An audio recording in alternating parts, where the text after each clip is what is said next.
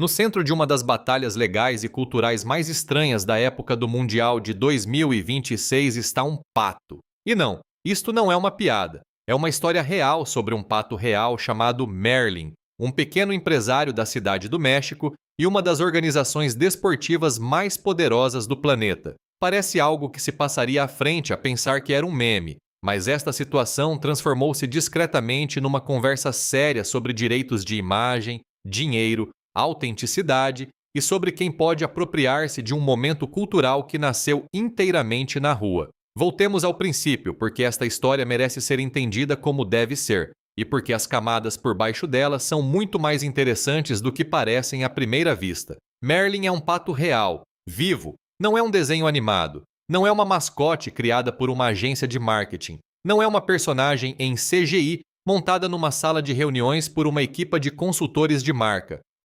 É um pato doméstico verdadeiro que começou a aparecer nas ruas da cidade do México com uma camisola em miniatura da seleção mexicana, até com pequenas meias feitas à medida para as patas. O dono, Christian Gomes, distribuidor de água, começou a levá-lo a eventos de futebol e encontros de adeptos antes do Mundial, e as pessoas ficaram completamente rendidas. Não no mau sentido, no melhor. Os adeptos queriam fotografias. As crianças corriam para ele. Adultos paravam a meio de uma conversa para tirar o telemóvel do bolso. Vídeos de Merlin a caminhar calmamente entre multidões com a sua camisola verde começaram a espalhar-se pelas redes sociais. E em pouco tempo, o pequeno pato tinha conquistado uma audiência que muitos influenciadores profissionais levam anos a conseguir. Christian já tinha tido patos antes de Merlin. A história da família com patos começou com Bruna, depois continuou com Waffle, embora ambos tenham infelizmente morrido por volta dos 2 ou 3 anos.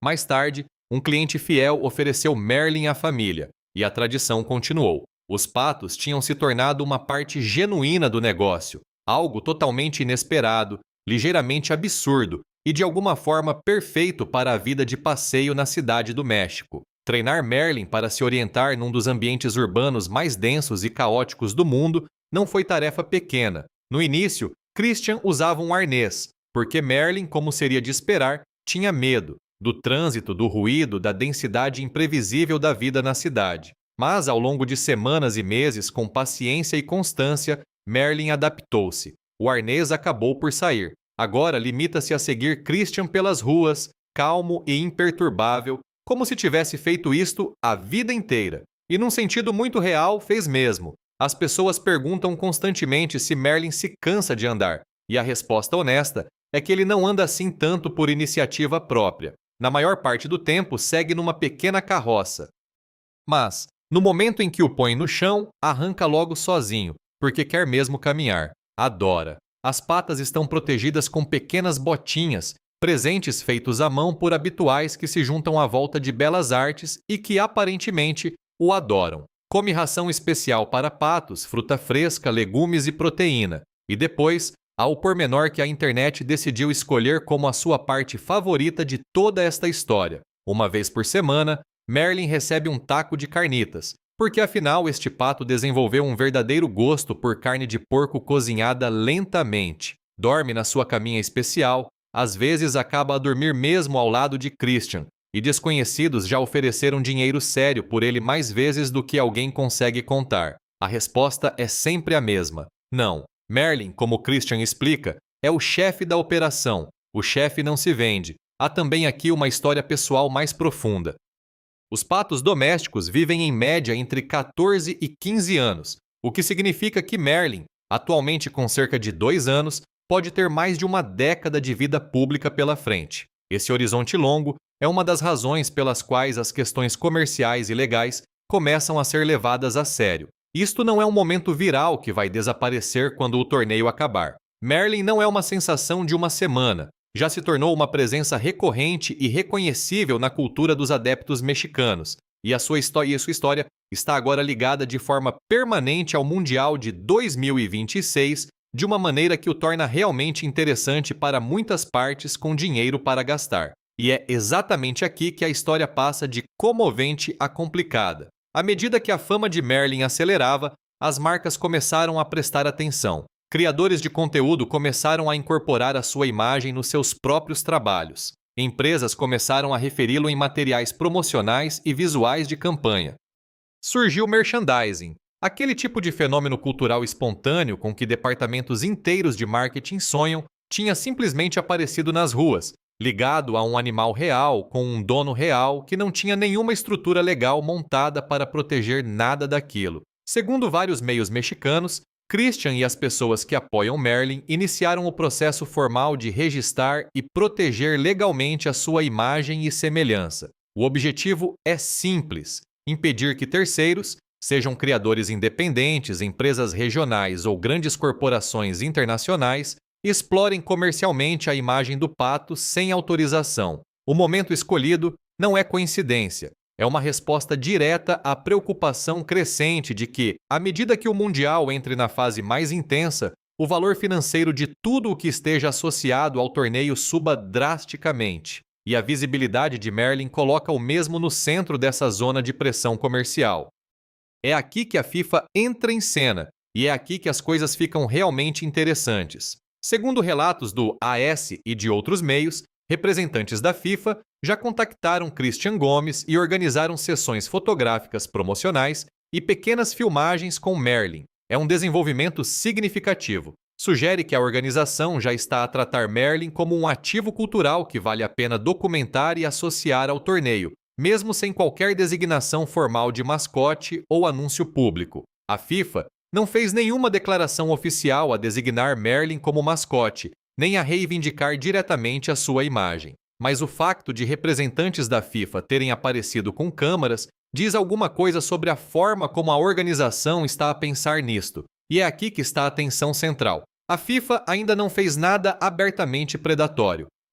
Mas o seu historial em matéria de propriedade intelectual e exclusividade comercial em torno dos seus torneios está extremamente bem documentado e não inspira confiança de que os pequenos proprietários acabem protegidos. A organização passou décadas a construir uma das operações de defesa de propriedade intelectual mais agressivas do desporto mundial. Isso inclui enviar notificações legais formais a pequenos negócios, vendedores ambulantes e artistas independentes que usam imagens ou termos ligados ao Mundial sem acordos de licenciamento. Em torneios anteriores, bares foram ameaçados por transmissões não autorizadas, pintores locais foram pressionados por murais inspirados no Mundial e pequenos vendedores de produtos sem licença foram encerrados por completo. A máquina é enorme, está totalmente financiada e nunca para. Por isso, quando Merlin começa a gerar uma atenção que vai além das redes sociais mexicanas e entra na cobertura internacional, quando jornalistas dos Estados Unidos, da Europa e da América do Sul escrevem histórias sobre um pato com uma camisola de futebol, esse é o tipo de pegada cultural que costuma atrair interesse institucional. A preocupação não é paranoia, tem base histórica. Toda esta situação cruza-se com uma tensão política muito maior que se vem acumulando em torno deste Mundial desde que os países anfitriões foram anunciados. O torneio de 2026 é coorganizado pelos Estados Unidos, pelo México e pelo Canadá, uma estreia na história do Mundial, e as dinâmicas políticas em torno desse acordo foram complicadas desde o início. Em junho de 2026, a relação entre os Estados Unidos e o México tem um peso diplomático considerável, sobretudo em torno da política comercial, do controle da imigração e da questão em aberto sobre uma eventual intervenção militar americana contra os cartéis mexicanos. A administração do presidente Trump impôs novas tarifas sobre bens mexicanos e fez ameaças explícitas relacionadas com a atividade dos cartéis em solo mexicano, tensões que acompanharam o Mundial até ao próprio torneio. A situação de segurança no México à entrada do torneio era verdadeiramente alarmante. Nos meses antes do jogo inaugural, a morte de um grande líder de cartel conhecido como El Mencho desencadeou uma vaga de violência. Foi noticiado que pelo menos 25 membros da Guarda Nacional do México foram mortos num só dia. Estradas foram bloqueadas, veículos foram incendiados, grupos armados foram filmados a patrulhar ruas em plena luz do dia. A FIFA emitiu uma declaração dizendo que estava a acompanhar a situação de perto. O presidente da FIFA, Gianni Infantino, afirmou sentir-se muito tranquilizado quanto à segurança enquanto a presidente mexicana Claudia Sheinbaum prometeu garantias totais aos visitantes do Mundial. 4 jogos das ligas nacionais mexicanas foram adiados devido aos distúrbios. O contraste entre essas imagens e o caos alegre de um pato de camisola a caminhar por belas artes é quase demasiado forte para processar. Entretanto, na própria cidade do México, os primeiros dias do torneio ficaram ainda mais complicados por protestos. Um sindicato de professores ocupou a praça central da capital, bloqueando a principal zona de adeptos e removendo instalações do Mundial dos espaços públicos. Os manifestantes exigiam melhores salários e condições de trabalho. Famílias de pessoas desaparecidas realizaram protestos paralelos. A crítica política vinda destes grupos foi direta. A despesa pública ligada ao Mundial estava a ser priorizada em relação às necessidades imediatas das comunidades locais. É uma conversa que acontece discretamente nas 3 nações anfitriãs, mas é mais alta no México, onde o contraste entre espetáculo internacional e desigualdade interna é mais visível. Contra todo esse pano de fundo, a tensão geopolítica, as preocupações de segurança, os protestos econômicos, Merlin a bambolear-se pelas ruas com a sua camisola verde representa algo genuinamente raro no mundial moderno. É uma peça de cultura adepta que surgiu sem qualquer envolvimento institucional. Ninguém o encomendou. Ninguém o aprovou numa reunião de comitê. Não foi produto de um grupo de foco nem de uma sessão de estratégia de marca. Um homem levou o seu pato a um jogo de futebol porque ama o seu pato e ama futebol. O pato ficou famoso e agora chegamos aqui. Para muitos adeptos mexicanos, Merlin passou a representar as partes deste mundial que ainda pertencem às pessoas comuns. A energia espontânea, a alegria sem marca, aquele tipo de afeto que não precisa de licença nem de contrato de patrocínio. E essa ressonância emocional é exatamente o que torna tão carregadas as questões comerciais e legais. Porque se essa energia for absorvida por uma estrutura oficial, se Merlin for licenciado, transformado em marca e embalado, alguma coisa real perde-se no processo. As mascotes oficiais do Mundial de 2026 são exatamente aquilo que se esperaria de um torneio desta escala e orçamento. O México é representado por Sayu, um jaguar. A mascote do Canadá é Mapo, um alce. Os Estados Unidos têm Clutch, uma águia de cabeça branca. As 3 foram desenhadas, aprovadas, apresentadas em conferências de imprensa e lançadas através dos canais devidamente sancionados pela FIFA. Estão bem, funcionam como mascotes.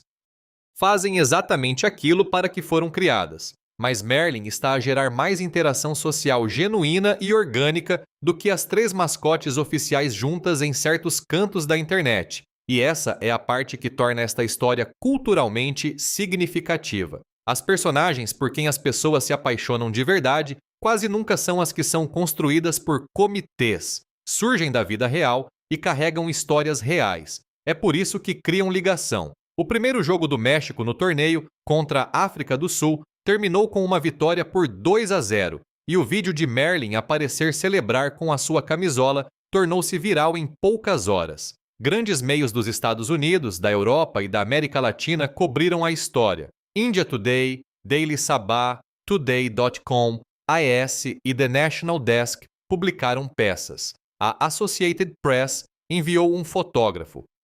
Nesse momento, Merlin passou de fenômeno das redes sociais mexicanas a verdadeira história desportiva internacional, uma categoria que pouquíssimos patos alguma vez ocuparam. O debate que isto desencadeou no México é real e substancial. De um lado estão adeptos e críticos culturais que defendem com força que Merlin deve continuar a ser aquilo que é, um símbolo de cultura adepta de base que pertence à rua, à multidão, à experiência coletiva do que era e do que se sentia no apoio ao futebol mexicano no verão de 2026. Do outro lado está a realidade prática de que, se ninguém estabelecer proteção legal para a sua imagem, então qualquer pessoa com recursos jurídicos suficientes pode avançar e reclamá-la primeiro. No direito da propriedade intelectual, o sentimento não tem valor processual. Os registros têm. A questão mais ampla de quem pode lucrar com momentos culturais que surgem organicamente das comunidades não é nova.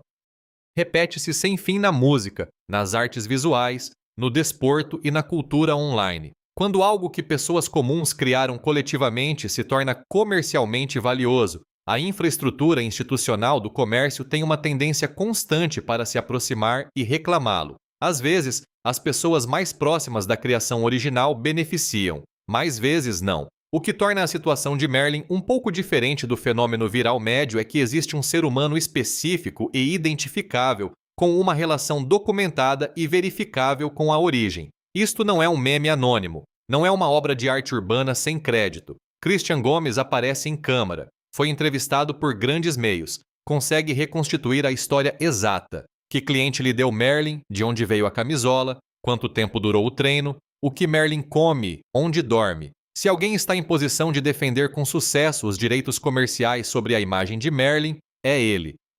Mas essa proteção só se mantém se for legalmente estabelecida antes de alguém com mais recursos agir primeiro. A situação dos vistos em torno deste Mundial acrescentou outra camada desconfortável a toda a conversa. Várias nações tiveram problemas para fazer entrar jogadores, dirigentes e jornalistas nos Estados Unidos para os seus jogos. A Federação Iraniana de Futebol acusou publicamente Washington daquilo a que chamou comportamento vingativo depois de mais de uma dúzia de elementos da equipa técnica e representantes federativos terem visto os seus pedidos de visto recusados. O Irão exigiu que a FIFA transferisse os seus jogos de solo americano para o México, criando um foco diplomático que a organização teve de gerir com cuidado. Jornalistas de vários países relataram recusas generalizadas ou restrições de entrada única que tornaram complicada a cobertura normal do torneio. Tudo isto aconteceu antes de uma única bola ter sido pontapeada.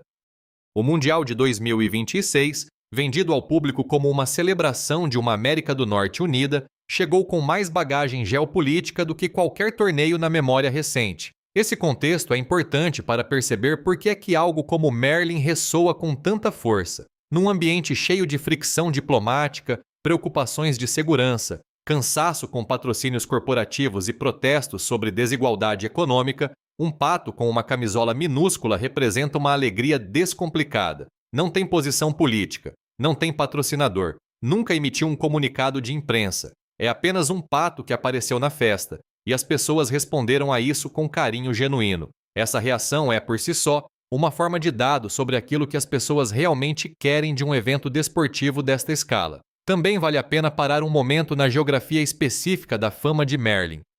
Belas Artes, a zona onde Christian tem o seu negócio de distribuição de água, é um dos espaços públicos mais icônicos da cidade do México. O Palácio de Belas Artes fica no seu coração, um enorme edifício barroco e Art Nouveau que ancora a vida cultural mexicana há mais de um século. O facto de o percurso habitual de Merlin passar por um dos marcos mais fotografados do país não é um detalhe pequeno. Cada fotografia do pato com a camisola e Belas Artes ao fundo carrega o peso daquele cenário. Enquadra-o como algo enraizado na cultura e na vida pública mexicanas, não como uma novidade importada de fora. Ele pertence àquela rua, pertence àquele bairro. E esse sentido de pertença é precisamente o que torna tão desconfortável a ideia de uma grande organização reclamar a propriedade comercial da sua imagem para quem conhece a zona e conhece a história. Também vale a pena considerar como esta história chega ao lado americano da fronteira.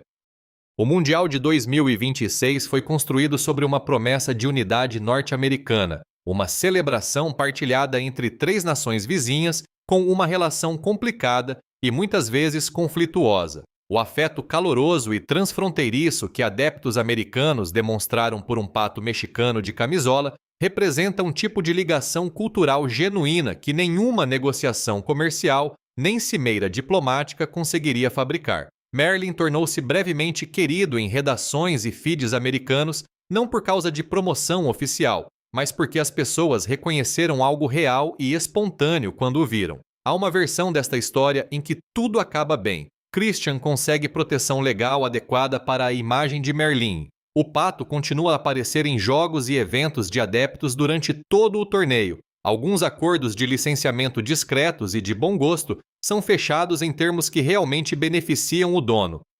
Merlin come em paz o seu taco semanal de carnitas, vive os esperados 14 ou 15 anos e torna-se uma nota de rodapé querida na história dos mundiais. A outra versão em que a máquina legal e comercial se move mais depressa do que um distribuidor de água da cidade do México consegue responder, e a imagem de um pato criado por uma comunidade acaba nas mãos de uma entidade que nada teve a ver com a sua criação. Qual das versões acontece depende do calendário, dos registros legais e da vontade da FIFA e de potenciais parceiros empresariais de respeitar ou atropelar os interesses das pessoas que construíram isto a partir do nada. A FIFA tem os recursos e a experiência institucional para se mover muito depressa quando decide que algo tem valor comercial. Christian tem a história autêntica e a legitimidade moral. Estas duas coisas nem sempre acabam alinhadas em disputas de propriedade intelectual. O que começou como um homem a levar o seu pato de estimação a eventos de futebol na Cidade do México expandiu-se para uma conversa legal, um debate cultural, uma subtrama diplomática e uma verdadeira disputa comercial. Tudo isto sem Merlin ter formado qualquer opinião sobre seja o que for. Ele quer andar quando lhe apetece andar, quer ir na carroça quando não lhe apetece, quer a fruta, os legumes, o taco semanal e a caminha junto da pessoa que o treinou desde patinho assustado até se tornar um dos patos mais fotografados do hemisfério ocidental. O Mundial continua, os jogos são disputados, os golos são marcados, as mascotes oficiais fazem aparições oficiais em eventos oficialmente aprovados. E algures na Cidade do México, um pato de camisola verde supervisiona uma operação de distribuição de água e recebe visitantes que querem fotografias. O dinheiro seguirá a atenção. Segue sempre. E quando o fizer, a luta sobre quem pode reclamar Merlin, ou se alguém o pode fazer de todo, tornar-se-á muito mais séria do que qualquer história de patos teria o direito de ser. A FIFA sabe-o, os advogados sabem-no, Christian sabe-o, e algures numa sala de conferências em Zurique, alguém já fez uma pesquisa de marca sobre o nome Merlin em ligação com o Mundial de 2026. É este o mundo em que vivemos agora. Até os patos precisam de representação.